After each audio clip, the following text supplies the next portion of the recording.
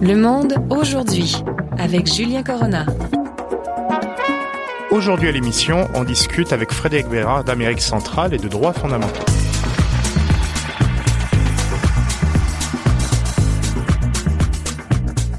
Le Monde d'aujourd'hui, du vendredi 8 mars. Vendredi 8 mars, c'est notre invité aujourd'hui. Il nous revient d'Amérique du Sud et c'est un ami de l'émission, un ami tout court aussi pour moi. C'est Frédéric Bérard. Bonjour Fred. Bonjour Julien. Donc avec toi, on va discuter de ton voyage en Amérique du Sud car tu es allé observer ce qui se passe en ce moment au niveau des droits humains, en Amérique centrale, excuse-moi.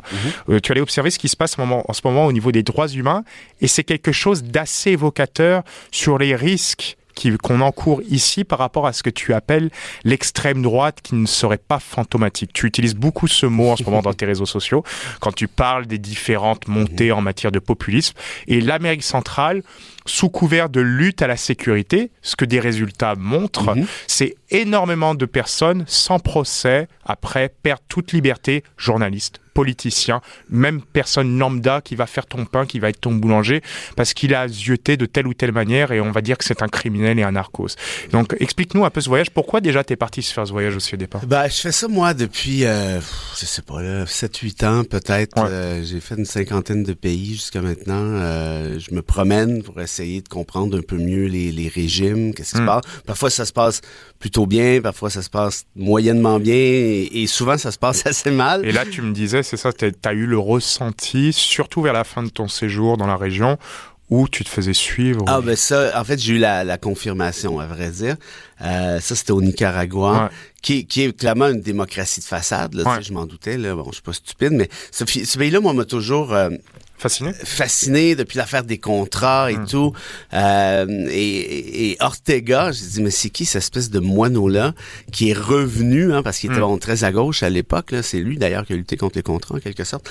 Et il est revenu il a voulu revenir, ça n'a pas fonctionné. Et finalement, il a fini par réussir. Et il a complètement flippé, viré sa veste. La vice-présidente et sa femme. Bon, ça déjà, c'est un peu curieux. Mais ce qui est ça fait un peu penser à House of Cards. T'imagines?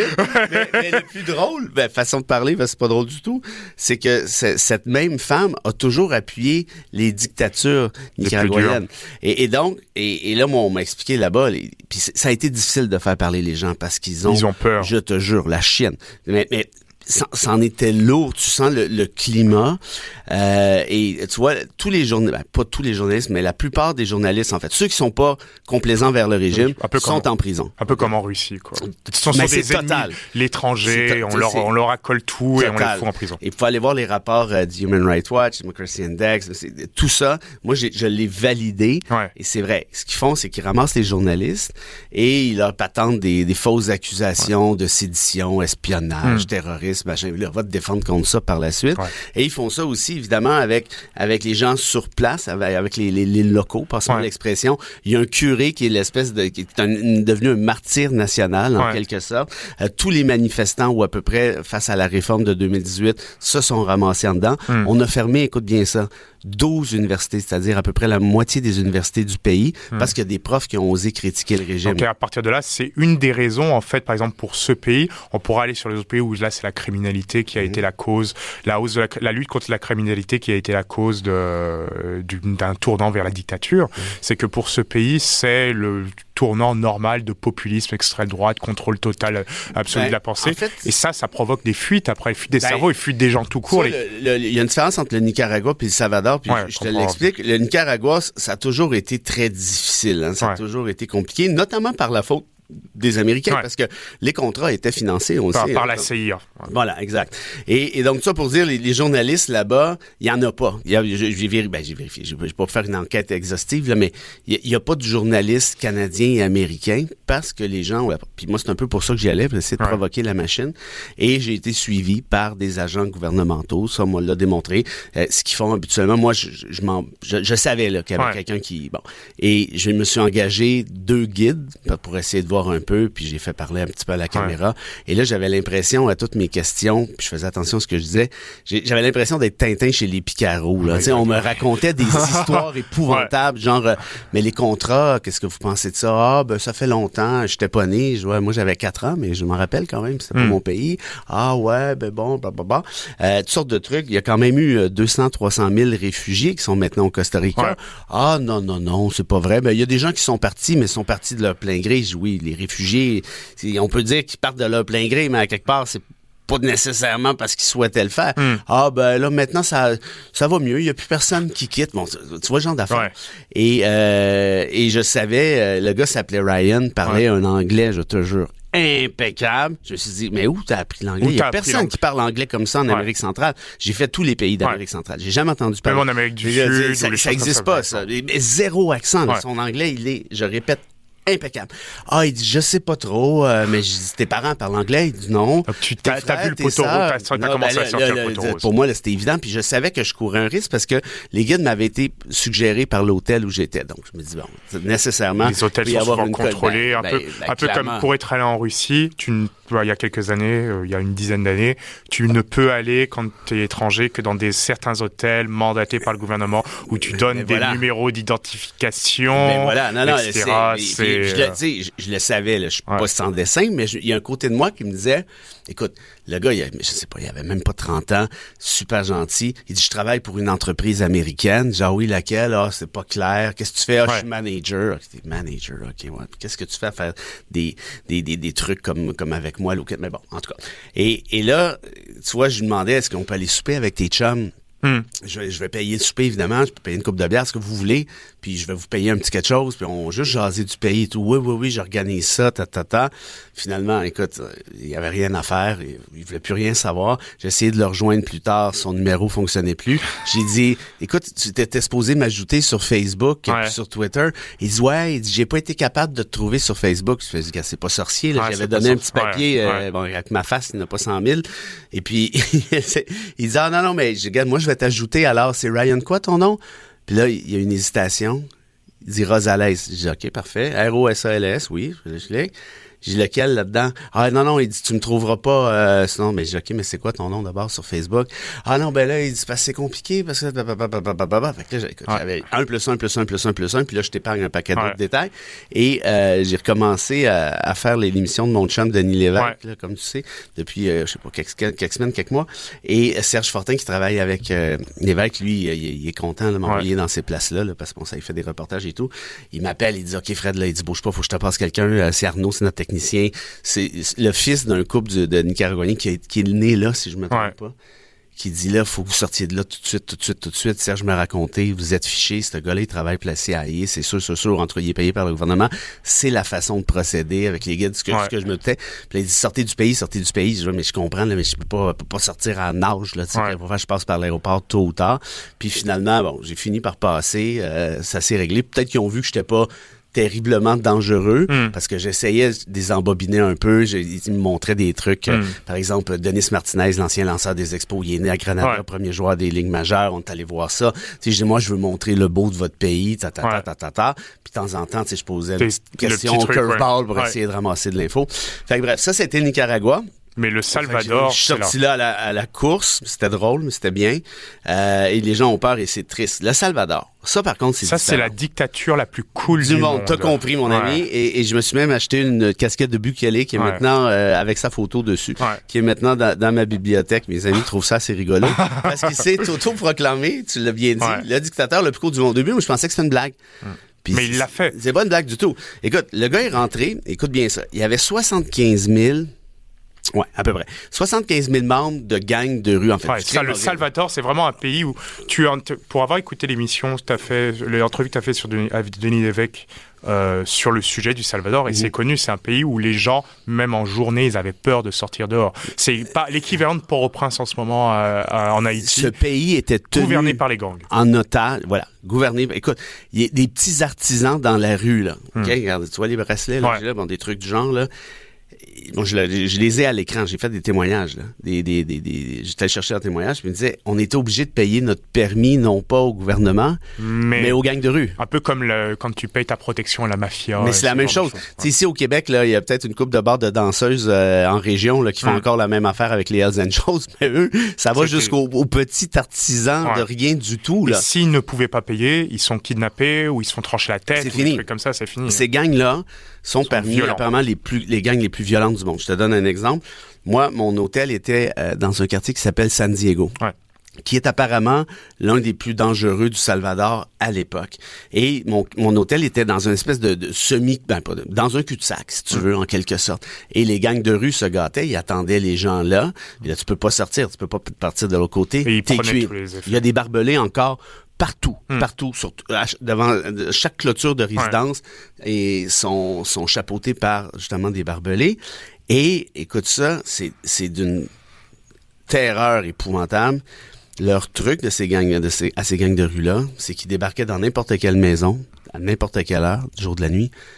Tu vas nous passer ta fille adolescente pour quelques heures. Puis il n'y en a pas question. Ben, si tu le fais pas, on te tue. Et ainsi que le reste de ta famille. C'est fou. Ouais, voilà. Mais ça, c'est pas une anecdote, là. Ouais. C'était un pattern. Ouais. Et je suis allé voir le plus haut, le troisième, en tout cas, je pense que c'est le plus haut volcan, en fait, du Salvador. En tout cas, peu importe, ça s'appelle Santa Ana. C'est quand même, je te dirais, une bonne randonnée. Et il y a de ça 2 ans à peine, les guides, en tout cas, peu importe, avaient des mitraillettes, des AK-47. Et moi, je suis allé. Puis on m'a raconté que les gangs de rue attendaient là. Les touristes. Parce que souvent, il y a des touristes. Pas uniquement, mais souvent. Et il y a eu des histoires de viols collectifs en plein jour, en haut du volcan, là. De viols collectifs, genre la dame X se fait violer devant les yeux de son chum et devant les yeux des 50, 60 autres randonneurs qui sont là, terrifiés. Puis ils ont tous des mitraillettes dans le front, là. S'il y en a un qui bouge, il y en a un qui parle, on tire, puis on te garage dans le volcan. Je veux dire, ça, là, puis c'était pas juste un truc de touriste, là. C'était généralisé. Ouais, non, mais partout. Donc là arrive Nabilou. Des policiers se font tirer dessus, en tout cas, bref, le bordel. Et là arrive Bukele. Bukele, c'est un jeune, à l'époque, probablement même pas 40 ans. D'origine palestinienne, Oui, exactement, oui.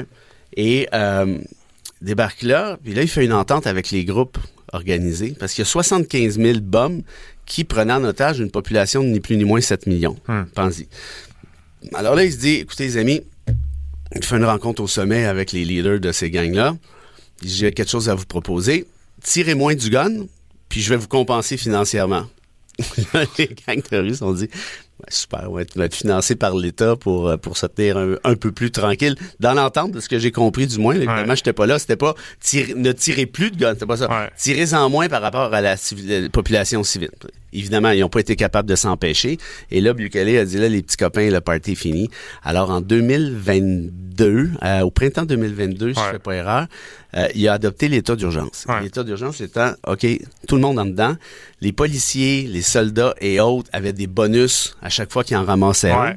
Et tous ceux qui assuraient la délation d'un de la gang aussi. Mais l'affaire qui arrive, qu'est-ce que tu penses? Il n'y a pas d'accusation, il y a encore moins de condamnation. S'il n'y a pas d'accusation, il y en a un sacré paquet qui se sont ramassés là-dedans, qui ont rien à voir. L'immense prison qui a été construite, qui a été vendue au monde. La plus grande prison du monde, 40 000 détenus, financés par la Chine, qui est en train de rentrer les bitcoins aussi. Écoute, c'est parce qu'on essaie de prendre Bukele, c'est pas une épée. Il est en train de prendre ses distances des États-Unis. Et là, mais qu'est-ce qui arrive? Ben, évidemment qu'il y a un paquet de gens là-dedans qui ont rien à voir ou, tu sais, c'est l'ami du gars qui était dans l'appart en train de manger des chips quand la police est débarquée. Bon. Mais là, ils ont pas de procès, ils ont rien, ils vivent comme des animaux. Et moi, j'ai obtenu des témoignages par écrit de la famille d'un des gars qui est là, qui me dit qu'il n'y a rien à voir là-dedans. Bon, tu sais, je sais pas, moi, je le connais pas, mais peu importe. Gardien de prison, dis-toi, toi, mon Julien, t'aimerais ça manger cette semaine? Oui, j'haïrais pas ça. Parfait, ben, écris à ta famille de virer 160$ US dans mon compte cet après-midi. Autrement, oublie ça. Fait qu'il y a de la corruption, évidemment. Mais là, tu vas me dire, OK, oui, mais ça a réussi. Puis tu sais quoi? La réalité, c'est que oui, ça a réussi. Mais à quel prix? Ben voilà. Et là, moi, j'ai parlé, j'ai plusieurs témoignages. Contrairement au Nicaragua où personne ne veut parler, là, là tout le monde voulait me parler, c'est comme ça, en claquant des doigts. Puis il disait, mais c'est magnifique, ce gars-là nous a libérés. C'est un peuple, Julien, qui mourait sous la peur. J'ai vraiment vu ça. Et là, je suis arrivé là, moi, ils venaient de s'auto-libérer, en fait, en quelque sorte. Puis je leur dis, je comprends tout ça, mais vous trouvez pas ça dangereux? Parce que là, premièrement, il y a quelles seront les prochaines libertés? Quel sera si là, il y a un prétexte, certes, compréhensible, quel pourrait être le prochain prétexte moins compréhensible pour continuer un peu une marche vers un pouvoir de plus en plus autoritaire? Et c'est souvent ça, le pouvoir amène le pouvoir dans ce genre de choses. Ça a toujours marché comme ça. Pourquoi ça changerait? Quand je leur posais la question, je dis là, dictateur le plus cool, c'est le fun quand vous le trouvez le plus cool, mais le jour où vous le trouverez plus cool, il va se passer quoi? Puis ils me disaient tous, on verra rendu là. En d'autres termes, regarde, on est tellement contents de revivre. Écoute, les restaurants ferment à 7 heures. À l'époque, c'était tous 7 heures, là, il y en a encore. Pourquoi? Parce que personne ne voulait sortir après 7 heures. Tu sais, c'est pas des maudites farces, ça. Et t'ajoutes à ça ceci, et ça, c'est grave. C'est que Bukele avait le droit de faire un mandat. Comme d'habitude. Et là, à la fin, à la fin du mandat, bon, là, j'aimerais bien ça me représenter. Il y a 15 juges à la Cour suprême du Salvador. Il y en a congédié 5 par un vote du 2/3 du Parlement. Ça, c'est déjà, ça, c'est le fantasme de certains de nos amis qui croient pas à l'État de droit, là, mais en tout cas, c'est une autre histoire. Et il y en a congédié 5 sur 15. C'est congédié des juges, déjà à base. Aucun maudit bon sens. Et il les a remplacés par des amis. Et là, il est allé revoir les juges. Là, moi, ça m'a représenté une deuxième fois. Et là, évidemment, les 10 autres avaient le goût de garder leur job. Moi qui viens de France, ça me fait penser à ce qu'avait fait un certain consul à l'époque pour obtenir un poste. Et après, il est devenu empereur, mais après, on sait jamais. Ça marche toujours comme ça. Oui, ça commence comme ça, mais on sait pas comment ça finit. Mais le truc, c'est que ce qui est assez drôle, c'est de voir, en fait, c'est toujours la même chose avec ces dirigeants populistes, c'est qu'ils commencent comme ça, les gens sont heureux et ils profitent au fur et à mesure du bien-être de la population, population qui s'endort par rapport à ses droits, par rapport à l'importance de lutter pour ses droits, pour en retirer de plus en plus. C'était, je sais plus qui, au moment de la Révolution, au moment de la guerre civile, face à l'absence de liberté, le sang et tout ça, on perdra la liberté, on perdra le pouvoir. Je sais plus comment. Je crois que c'était Lincoln ou quelque chose comme ça qui avait sorti ça marche toujours de la même manière. Et face à des dirigeants populistes qui veulent dire regardez, je vais vous sauver, je vais vous contenter, faites confiance en moi. Et regardez ce qui se passe à la fin. Et on voit le même genre de problème en France ou en Europe, les dirigeants populistes qui ont le remède miracle face aux crises. Regardez, face aux crises, faites-moi confiance, je vais vous sauver. Et regarde ce qui se passe, c'est plus de tensions, plus de troubles à la fin et moins de liberté. C'est toujours la débandade. Tu vois, ce qui est problématique, c'est que là, il y a un contrôle sur le judiciaire. Il y en a qui écrivent les juges, on s'en fout, c'est le peuple c'est l'Assemblée nationale qui doit décider des droits et libertés. Ben non, oui, en partie, là. Le parallèle se fait. Le parallèle se fait. On n'a pas besoin de ça des juges. À ce moment-là, vous voulez pas vivre dans un état de droit. Puis moi, ce que je réponds toujours à ça, c'est OK, tu veux pas vivre dans un état de droit, ça se défend. Mais si tu veux pas vivre dans un état de droit, contrairement à ce que tu penses peut-être, tu ne peux pas vivre en démocratie. Parce que trouve-moi une seule vraie démocratie qui n'est pas fondée sur un seul vrai état de droit, vous en trouverez pas. Ça existe pas. On est tous les deux des juristes à la base. Quand tu prends par exemple la décision sur la loi 21 qui a été rendue la semaine dernière, je sais que tu peux pas trop parler parce que tu as un avocat une des parties dans ce procès, mais beaucoup de gens disaient les juges, comme c'est la cour d'appel fédérale et tout, à la fin la décision a été rendue d'une manière juridique mais claire et limpide. Le droit c'est ça a été fait ainsi, on ne voit pas de problème juridique dans le choix et tout, donc on rend cette décision. Et là, comme par hasard, les gens qui sont contre cette idée de gouvernement des juges vont dire mais finalement c'est bien. Ayons confiance toujours aux juges, ils sauront interpréter le droit tel que c'est. On a tous les deux des opinions contraires sur la loi 21, mais on fait confiance aux juges à la fin et au droit parce que le système est fait ainsi et il préserve la démocratie. Oui, puis tu veux ça, tu veux avoir un contrepoids, tu veux avoir une décision. Moi, là-dessus, ce que je peux dire, c'est que évidemment, là, il y en a plusieurs qui ont l'air de fêter. Ils font quasiment la parade de la Coupe Stanley. Je veux bien, là, mais une partie de hockey, je me souviens pas qu'on ait vu un score final après 2 périodes. Là. Et tout le monde sait depuis le début que c'est une décision qui s'en va à la Cour suprême. Pourquoi? Parce qu'on demande à cette même Cour suprême, on lui demandera de renverser son précédent dans Ford, en fait, de manière partielle, c'est-à-dire en balisant un minimum la disposition dérogatoire. Ça, c'est mon idée depuis le début. C'est moi qui ai initié les procédures. Je continue de le penser. Et ici, dans la décision de la Cour d'appel, je veux pas critiquer, mais si j'ai quelque chose à dire, c'est que tu peux pas demander à quelqu'un de faire la preuve qu'il y a du nouveau juridique si, au contraire, pour renverser un précédent, ça prend de la preuve extrinsèque, comme par exemple dans l'arrêt Carter, la Cour suprême avait renversé son précédent dans Rodriguez sur l'aide médicale à mourir en disant la société canadienne a évolué. Bon, ben nécessairement, il a fallu considérer de la preuve hors juridique par la force des choses. Dans l'arrêt Saskatchewan Federation Board, même affaire sur le droit de grève. On est obligé d'analyser ce qui s'est passé dans la société mais ça, c'est de la preuve qui existe. Moi, cette preuve-là, je l'avais déposée en Cour supérieure. Elle a été acceptée. Human Rights Watch, Democracy Index, des rapports un paquet d'affaires sur l'évolution du populisme. Parce que pour moi, cette dérogatoire-là, à l'époque versus la dérogatoire aujourd'hui, il y a une énorme différence pour toutes sortes de raisons qu'on connaît bien. Ouais. Et ce qui est le danger, c'est que si on n'évalue pas la question de l'évolution du populisme, puis on répond, là, 33, donc, c'est comme ça n'a jamais bougé, il n'y aura jamais de renversement possible. Donc, l'idée de souveraineté parlementaire, qui est, à mon sens, normale, puis il faut savoir, à ton sens, il faut savoir la contrôler quand on voit que dans la souveraineté parlementaire et plutôt dans le comportement des parlementaires, beaucoup plus d'idées populistes qui sont contraires à l'état de droit se sont insérées, rendant caduques certains éléments. Par exemple, quand on demandait à François Legault quel est l'objectif de cette loi-là, la loi 21, une fois qu'elle a été adoptée, il dit « L'objectif, c'est de faire plaisir à la majorité. » Okay. Sauf la dictature de l'opinion. Mais c'est parce que, à ce moment-là, on n'a plus besoin de charte. On va laisser faire. On va pas se casser la tête. Et qu'on se comprenne bien, moi, la dérogatoire, elle est constitutionnelle, elle est légitime. Oui, c'est important pour protéger la souveraineté parlementaire, mais pas, à mon sens, tout azimut, de manière préventive, sans qu'il y ait de lien à faire avec la loi et ses objectifs. Moi, ce que je propose, c'est qu'il y ait une seule condition lorsqu'on souhaite utiliser la dérogatoire pour le législateur, puis c'est celle-ci, c'est de démontrer que le législateur, donc, poursuit un objectif qui est réel et urgent. Si la réponse c'est oui, une sorte de test, c'est parfait. Oui, mais c'est un test minime, c'est le test le plus facile du monde. Par exemple, pour la loi 96, c'est protéger le français. C'est parfait. Le test est réussi. Ouais. Merci, bonsoir. Comme ça sera le cas pour la plupart des lois qui utilisent la dérogatoire. Mais dans 21, si tu me dis que ton objectif c'est de faire plaisir à la majorité, ça me semble pas, moi, un objectif qui soit bien sérieux pour pouvoir suspendre des droits. Moi, surtout sur la question de la laïcité, à mon sens, c'est quelque chose que j'avais eu des discussions un peu, par exemple, avec un de nos amis communs, Guillaume Rousseau. Je viens de France. Je suis très laïcard à la française. Ça vient d'un héritage du fait d'où je viens.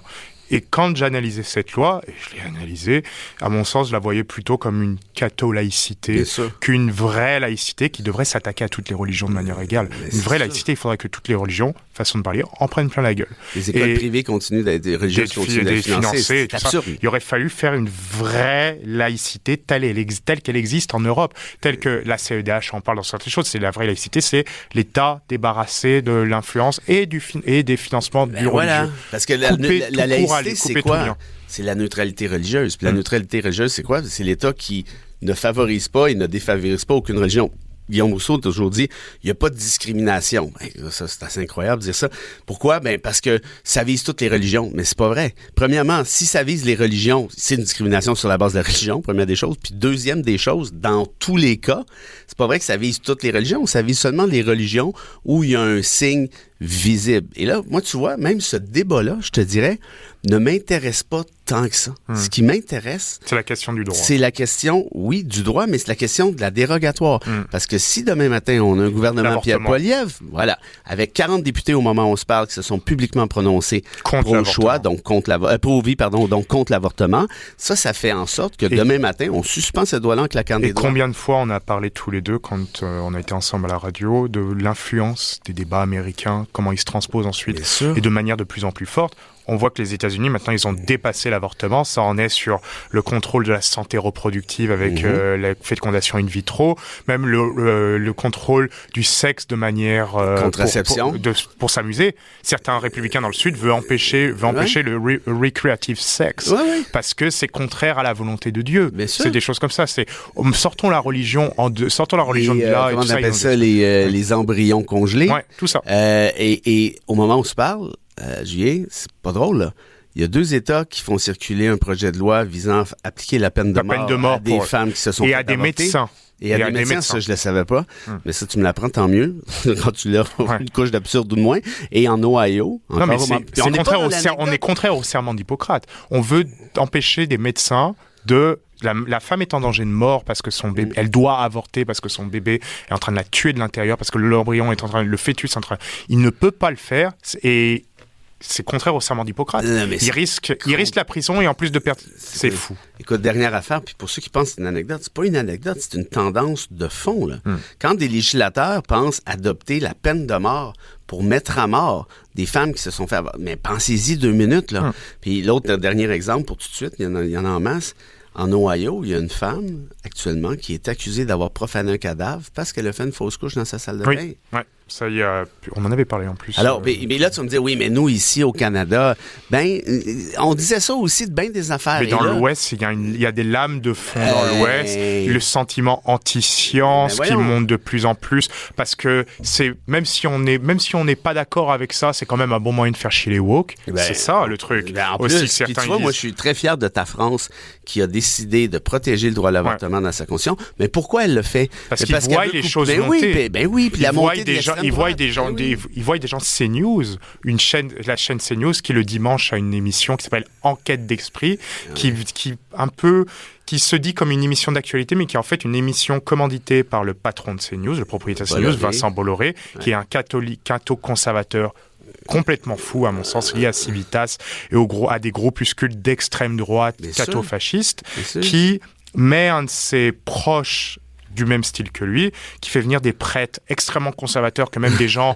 proches de la conférence des archevêques de France ne veulent pas discuter avec eux, et viennent sortir, par exemple, la semaine dernière, ou il y a 2 semaines, et ça fait énormément polémique, que l'avortement est la première cause de mort dans le monde. Oui, absolument. Puis là, ils ont dit non, c'est une erreur technique pour éviter de perdre leur mais moi, je droit. trouve ça, on en a déjà parlé bien des fois, là, mais que les gens ne réalisent pas ce danger-là. Et que cette chaîne-là, CNews, c'est une chaîne de fascistes. Mais c'est même en dehors de cette chaîne-là en France ou de certains commentateurs d'opinion ici qui utilisent des mots un peu pour préparer un peu le terrain. C'est en fait, je pense que c'est au-delà de ça, les gens c'est triste à dire, mais ils s'en foutent parce qu'ils ne pensent qu'à eux. Ils voient le truc, ils veulent s'acheter leur iPhone, ils sont contents. Je perds des droits, je m'en fous, je peux aller sur Twitter. C'est ça. Écoute, je pourrais regarder Netflix. Je vais te raconter une anecdote, si tu veux. Là. Moi, ce discours-là, là, ou cette tendance-là que tu viens de soulever, là, ça fait longtemps là, que je l'analyse. J'avais écrit un livre en 2014 qui s'appelait « La fin de l'état de droit ». Et l'éditrice, juste avant qu'on publie, a dit... on cherchait le titre.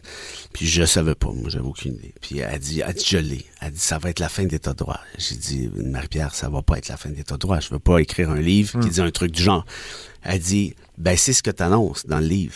Je dis oui, mais je vais passer pour un fêlé, là. Je veux dire, je veux secouer les gens un peu par rapport à l'importance des droits fondamentaux puis l'état de droit, mais il faut pas faire. Elles ont fait une entente. Elles ont mis un point d'interrogation et puis c'est tout. J'ai dit parfait. Marie-Pierre Baraton, qui est décédée aujourd'hui, je la salue d'en bas, avait raison, parce que si c'était à refaire, ce bouquet-là... T'enlèverais le point d'interrogation. Voilà. Frédéric Bérard, c'est toujours un plaisir de te recevoir, avocat, commentateur politique, et de retour avec Denis Lévesque. On peut t'écouter tous les jours ou une fois par semaine? Une fois par semaine. Une fois par semaine à son podcast, à son balado, Denis Lévesque le show. Merci à toi, Fred. T'es vraiment bon. Lâche pas, on a besoin de toi. Merci, c'est gentil. C'est tout pour aujourd'hui. C'est tout pour le monde d'aujourd'hui. Julien Corona au micro, Daniel Fortin à la réalisation. On se retrouve la semaine prochaine pour un nouveau numéro. Passez une très belle fin de semaine aux antennes de Radio VM.